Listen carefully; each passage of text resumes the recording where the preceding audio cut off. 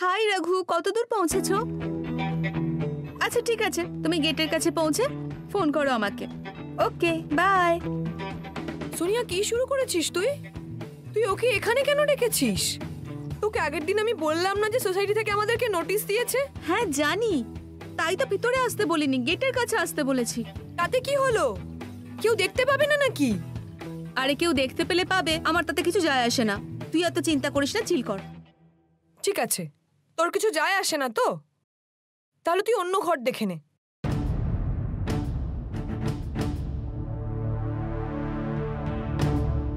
তুই আর কি মারছিস, তাই তো? একদমই না। সোনিয়া, সোসাইটির লোকেরা আমাকে নোটিশ পাঠিয়েছে, তার কারণ এই বাড়ির কন্ট্রাক্ট আমার নামে। ভক্তি, আমার কথাটা শোন। আরে তুই একটু শান্ত হ, আমি কিছু একটা ফিগার আউট করে নেব। কি ফিগার আউট করবি তুই সোনিয়া? রাঘবকে তো তুই ছাড়বি না, তোর জন্য হয়তো আমাকেই এই ঘরটা ছেড়ে দিতে হবে, আর আমার সেটা করার কোনো ইচ্ছে নেই। ভক্তি ভক্তি, একটু দাঁড়া না, দাঁড়া। ভক্তি শোন না, আমরা এত বছর এখানে একসাথে রয়েছি, আর এখন হঠাৎ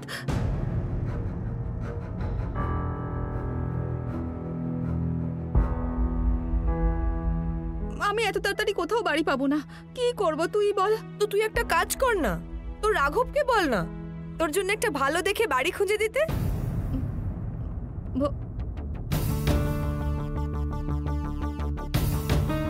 প্লিজ আমাকে একটু সময় দে। ঠিক আছে, মনুষ্যত্বের খাতিরে তোকে 1 সপ্তাহ সময় দিলাম আমি, কিন্তু সোনিয়া, এর মধ্যে যদি সব ঠিক না হয় তারপর আর একদিনও থাকতে দেব না।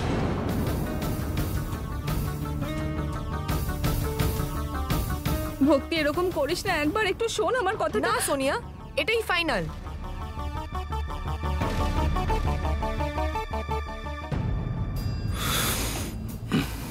শুনছেন? আমাকে বলছেন? হ্যাঁ হ্যাঁ, আমি একটু আপনার সাথে কথা বলতে চাই।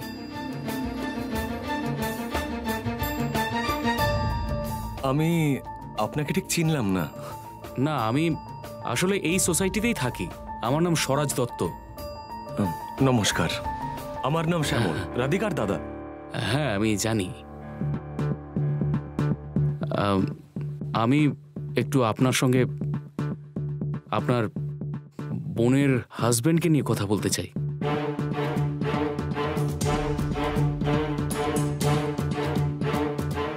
রাঘবকে নিয়ে? হ্যাঁ বলুন না।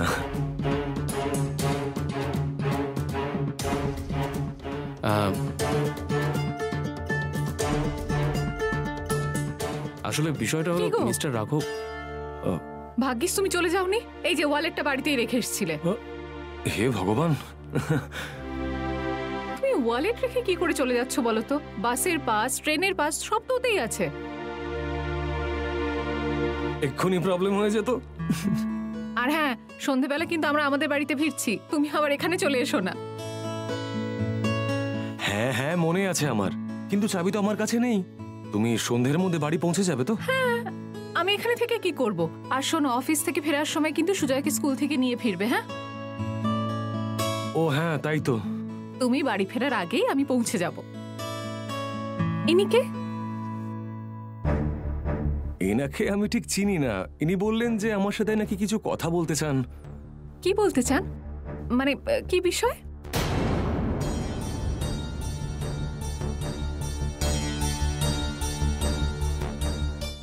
আপনি বলছিলেন রাঘবের ব্যাপারে কিছু বলতে চান, তাই না?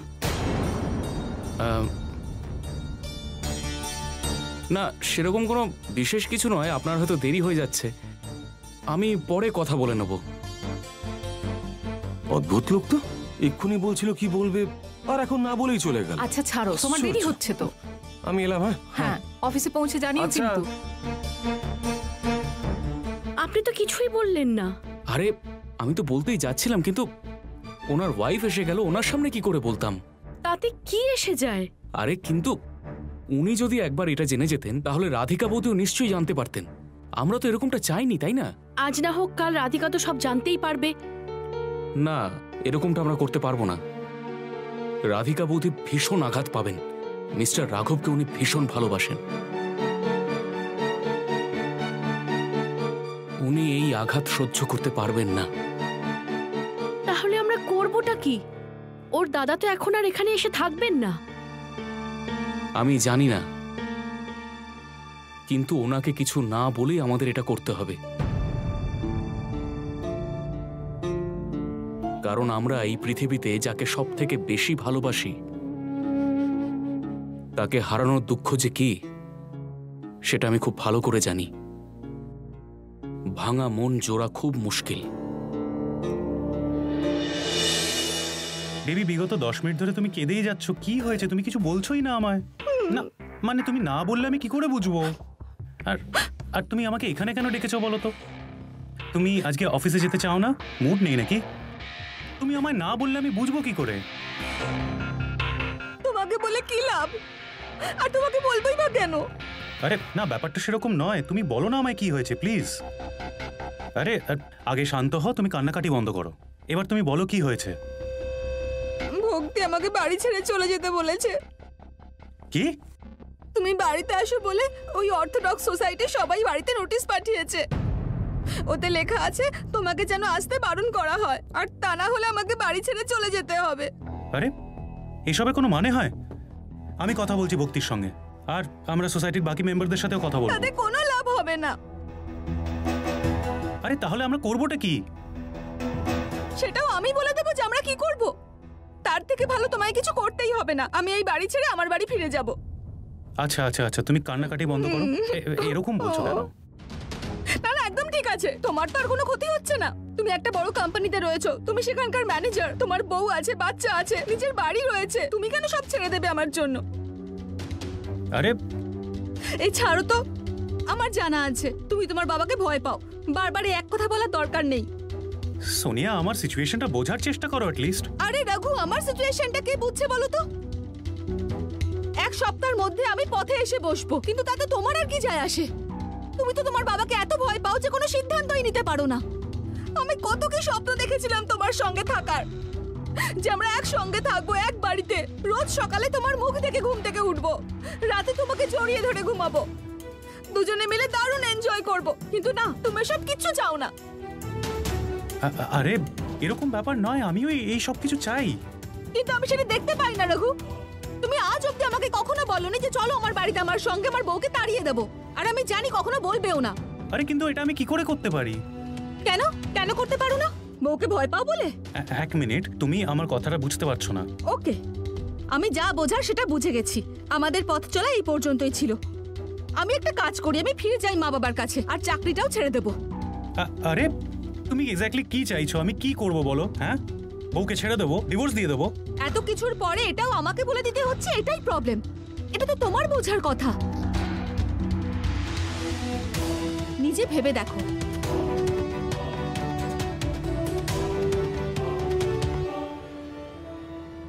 সত্যি কথা বলতে আমার এটা ভালো লাগছে না একদম। আমি বুঝতে পারছি আপনি একজন আবেগপ্রবণ মানুষ, তাই রাধিকাকে আঘাত করতে চান না। কিন্তু কিছু কিছু ক্ষেত্রে আমাদের বাস্তবটা ভেবে কাজ করতে হয়। মানে আপনি বলতে চাইছেন যে এছাড়া আমি আর কোনো উপায় নেই মিস্টার দত্ত। আপনি যাই বলুন, আমরা যেভাবেই এগোই রাধিকা কিন্তু একদিন জানতে পারবেই, আর ও না জানলে এর সমাধান অসম্ভব। আপনি বলছেন এর পরিণাম যাই হোক না কেন সেটা আপনার জন্য ঠিক আছে? আমি এটা কখন বললাম?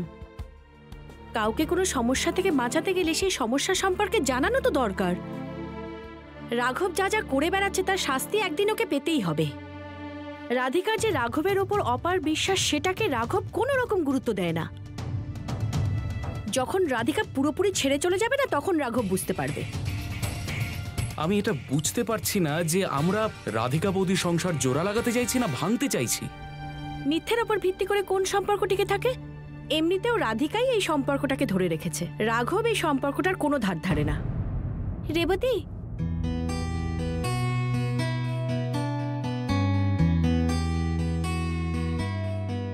High Jenny. Hello hello hi. আজ এখানে কি করে? হ্যাঁ, আমি রাঘব স্যারের বাড়ি যাচ্ছি। আমার মা কেক বানিয়েছে, গোয়া থেকে পাঠিয়েছে, তাই আমি রাধিকা ম্যামের জন্য নিয়ে এসেছি। উনি তো প্রায় কিছু না কিছু আমাদের জন্য বানিয়ে পাঠান, তাই আজকে আমি ওনার জন্য কেক নিয়ে এসেছি। খুব খুশি হবে, খুব আনন্দ পাবে। হ্যাঁ, আপনারা দুজনেও আসুন না, চলুন। না এখন না, আপনি যান, আমরা একটু কথা বলছি। ওকে, আসছি, ভালো থাকবেন।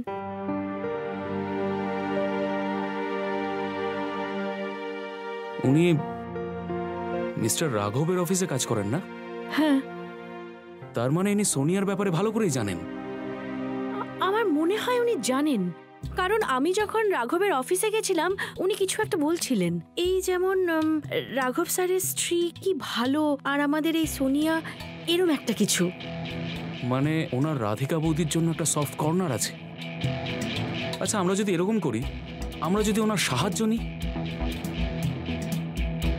মানে মানে আমরা ওনার সাহায্যে রাঘব আর সোনিয়াকে যদি আলাদা করতে পারি, তাহলে রাধিকা বৌদির সংসার বেঁচে যাবে।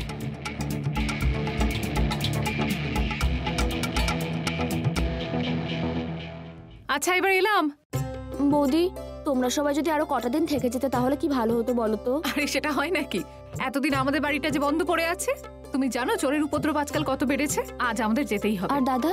আরে ও তো অফিস থেকে ডিরেক্ট চলে আসবে। আমি বলে দিয়েছি সুজয়কে নিয়েই যেন ফিরে যায়। ঠিক আছে। নেম প্লেট পাল্টাওনি কেন বলো তো? আমি তোমায় শেখালাম না হ্যান্ডমেড কি করে বানাতে হয়? তাহলে হ্যাঁ, সময়ই পাইনি বানানোর, এবার বানাবো। এই নাও, নিয়ে যাও। সুজয়ের জন্য লাড্ডু দিয়েছি, ভুলেই গেছিলাম দিতে। আরে, ও খেতে ভালোবাসে তো। সবাইকে নিয়ে ওকে। কত ভাবো তুমি রাধিকা। আচ্ছা ঠিক আছে, এবার এলাম। হ্যাঁ, নিজের খেয়াল রেখো। Sir, coffee. Good morning sir. Good morning, very good morning. Good morning, sir. Very good morning. Good morning sir. Very good morning. কেমন আছো? খুব ভালো, আপনি? আমিও ভালো আছি। মিস্টার গুপ্ত এসেছে? স্যার, রাঘব স্যারের সাথে এখনই কথা হলো, উনি আসছেন। আসুন। Okay, good morning sir. Very good morning Pramanik. Yes sir. আজ জেনিকে দেখতে পাচ্ছি না। স্যার, ও আজকে একটা দরকারি কাজে লিভ নিয়েছে, আমায় জানিয়েছে। হ্যাঁ, ও তো কাজের ক্ষেত্রে খুবই পাংচুয়াল, কিন্তু সোনিয়া কোথায়? আজও আসেনি।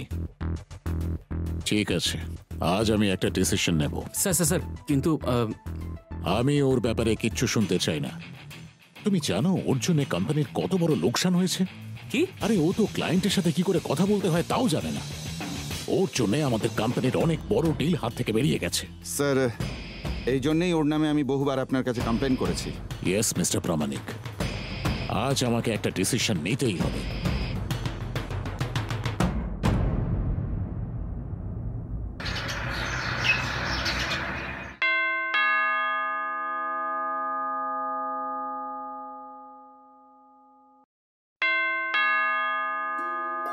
Hello ma'am. জেনি, এসো এসো, ভেতরে এসো। আরে আরে থাক না। আরে না না ম্যাম। আরে বসো, তোমার জন্য জল আনছি।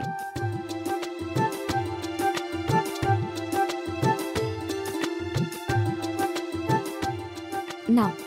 Thank you ma'am. আচ্ছা জেনি, ও তো অফিসে চলে গেছে। ম্যাম, আজকে আমি স্যারের সঙ্গে নয় আপনার সঙ্গে দেখা করতে এসেছি। আমি একটু কেক এনেছি আপনার জন্য। আরে আমার জন্য কেন আনলে? কি দরকার ছিল? ম্যাম, এটা আমার মা বানিয়েছে, গোয়া থেকে পাঠিয়েছে। প্লিজ নিন আপনি। দেখেছো, কি দরকার ছিল তো কষ্ট করার? এটা কি বলছেন ম্যাম? আপনি সেদিন এত ভালোবেসে রান্না করে খাওয়ালেন, এত ভালো একটা আচার দিলেন, আমার খুব ভালো লেগেছে। তাই আমিও এই কেকটা নিয়ে এলাম। খাবেন কিন্তু? আমি দিয়েছি বলেই তোমায় দিতে হবে? না ম্যাম, ম্যাম সেটা একদমই নয়। থাক ম্যাম, আচ্ছা আপনার যা মনে হয় মনে করুন, কিন্তু প্লিজ খাবেন। আকাশের জন্যও আছে, ও তো কেক ভালোবাসে। হ্যাঁ দেব। তুমি বসো, আমি আসছি। আচ্ছা ম্যাম।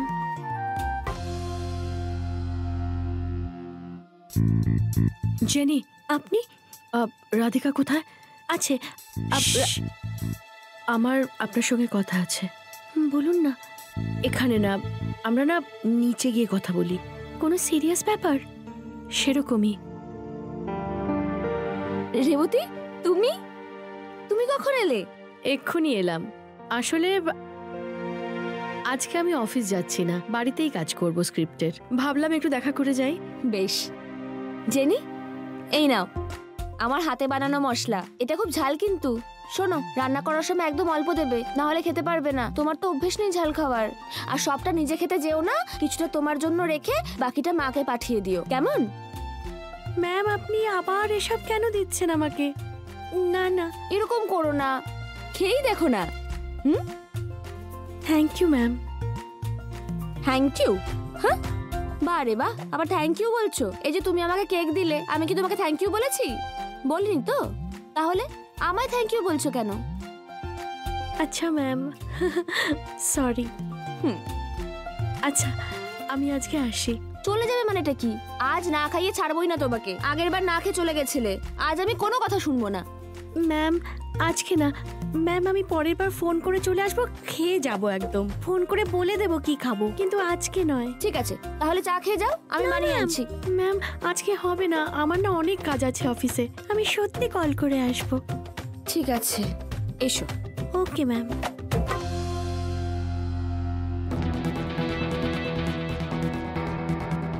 ঠিক আছে ম্যাম, আজকে আসছি। সাবধানে যেও। আচ্ছা ম্যাম, থ্যাংক ইউ। রাধিকা, আমিও বেরোই তাহলে। না না, চা বানাচ্ছি আমি তোমার না জন্য। না, আসলে আজকে না আমার একটু বেশি কাজ আছে, আমি বেরোই, পরে আসবো চা খেতে। বেরোতে হবে, বাই। তাহলে রেবতী, তুমি সবটা জেনেই গেছো? হ্যাঁ। আপনি জানেন, আমাদের অফিসে সারাক্ষণ এটা নিয়ে চর্চা হতেই থাকে। রাঘব স্যার আর সোনিয়াকে নিয়ে ওদের পেছনে খুব হাসাহাসি করে। হ্যাঁ, আর কি করবে, ওদের ব্যবহারই এরকম, তো করবে নাই বা কেন? এই যে সোনিয়া আছে না, একেবারে অসভ্য। ও শুধু অফিসে আসে রাঘব স্যারের সঙ্গে ফ্লার্ট করতে, আর নয়তো মোবাইলে স্ট্যাটাস আপলোড করতে। এছাড়া আরও কোনো কাজই জানে না। ও সারাক্ষণ সবাইকে অপমান করে। আমার ওকে একদম পছন্দ নয়। আমি এটা বুঝতেই পারি না রাঘব স্যার ওকে এত গুরুত্ব কেন দেয়। ওর স্যারের জীবন থেকে বেরিয়ে যাওয়া উচিত। কিন্তু রেবতী, আমি একটা জিনিস কিছুতেই বুঝতে পারি না, যে রাঘব স্যারের স্ত্রী এত ভালো মানুষ, কত সহজ সরল, কিন্তু রাঘব স্যার এই সোনিয়ার পেছনে কেন ঘুরে বেড়ায়? সেটা আমরা জানি জেনি, কিন্তু রাঘবের মাথায় তো এসব ঢোকে না। তাহলে আপনি একটু বলুন না, আপনার কি মনে হয় আমি ওকে এসব বোঝাবো আর ও সব মেনে নেবে? না, সেটা আমার মনে হয় না। এই সোনিয়াটা রাঘব স্যারের ওপর কি যে জাদু করে রেখেছে, স্যার কিছুই বুঝতে পারছেন না।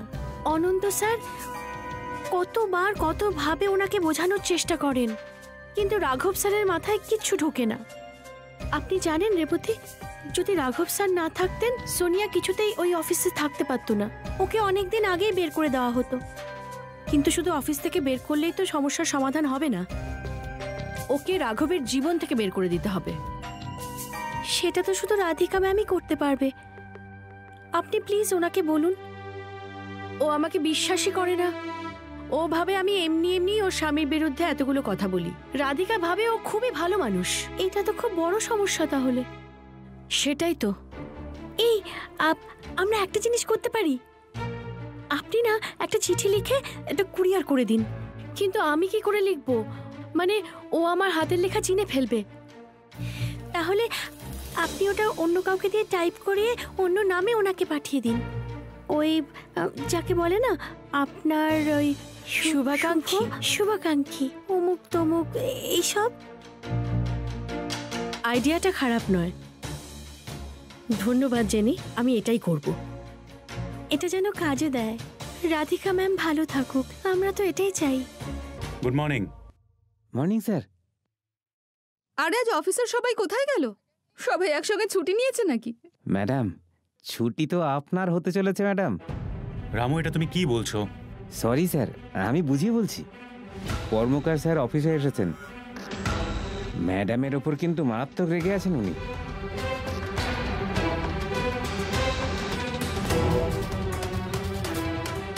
উনি বলেছেন আজকে একটা ডিসিশন ঠিক নেবেন। কর্মকার স্যার কোথায় আছেন? কনফারেন্স রুমে নাকি? হ্যাঁ স্যার, অনন্ত স্যার আর প্রামাণিক স্যারও আছেন। আপনার জন্যই ভেতরে সবাই অপেক্ষা করছেন। চলো।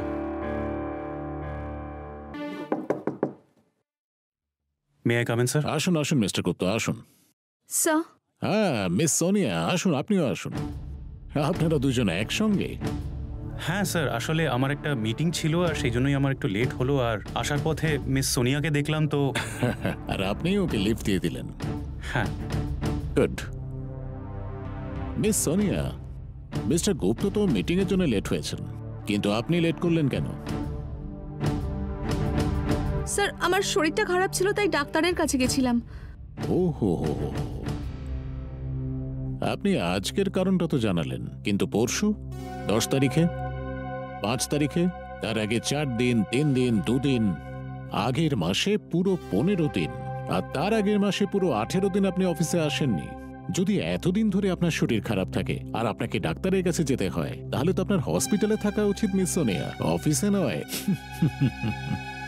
স্যার না, এতদিন হয়নি। এই দেখুন না, এই যে আপনার পুরো রেকর্ড এখানে আছে। স্যার এটা ওই জেনি ইচ্ছে করে করেছে sir. Shut up miss Sonia. জেনির নামে অভিযোগ করতে আপনার লজ্জা করছে না? কাজের প্রতি আপনার কোনো ডেডিকেশন নেই। একে তো আপনি অফিসে টাইমে আসেন না, আর এলে পরেও নিজের কাজটা ঠিক করে করেন না, তার উপর নিজের সিনিয়র আর ক্লায়েন্টদের সঙ্গে কি করে কথা বলতে হয় তাও শেখেননি। কিন্তু স্যার ব্যাস মিস সোনিয়া, আমি আপনার সঙ্গে তর্ক করতে চাই না, বড্ড বাড়াবাড়ি হয়ে যাচ্ছে। তাই আমি ডিসিশন নিয়েছি যে আপনাকে কোম্পানি থেকে আমি বরখাস্ত করব। You are fired.